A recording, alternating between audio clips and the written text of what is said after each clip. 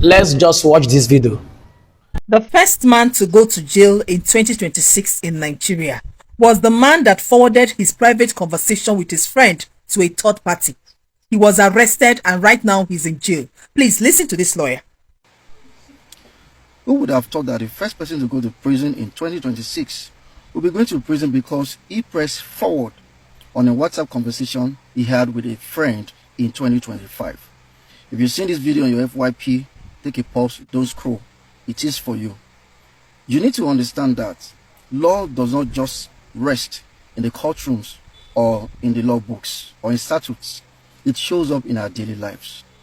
You must understand that every private conversations you have with people through your device, whether on WhatsApp, via email, TikTok, Snapchat, Instagram, or what have we, is protected by law, including the conversations we have with our friends and family members.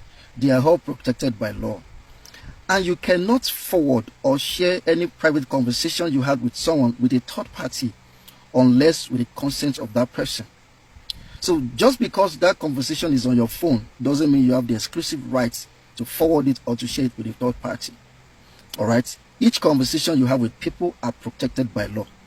Forwarding someone else's conversation with you to a third party without their consent is a violation of their right to privacy. It is also unlawful processing of personal data.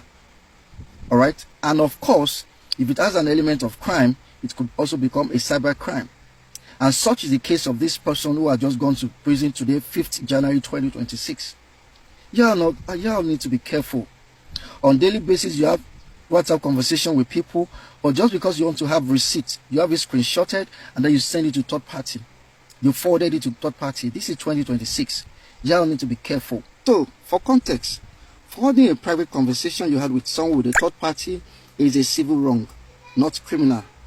However, where that message was used with malicious intents, such as to harass, to intimidate, to threaten, to embarrass, to cause reputational damage, to cause harm, then it becomes criminal in nature. Alright? So, just before you forward that conversation you had with your friend or with someone to a third party, you might just want to take a pause and reflect. Have I obtained the person's consent? And if not, am I willing to absorb the consequences in the event that it becomes a legal matter? This you need to really reflect on. Alright? Going forward, stop the idea of taking screenshots of messages and... Honestly, guys, this is an eye-opener. Please, share this information. It is very, very important.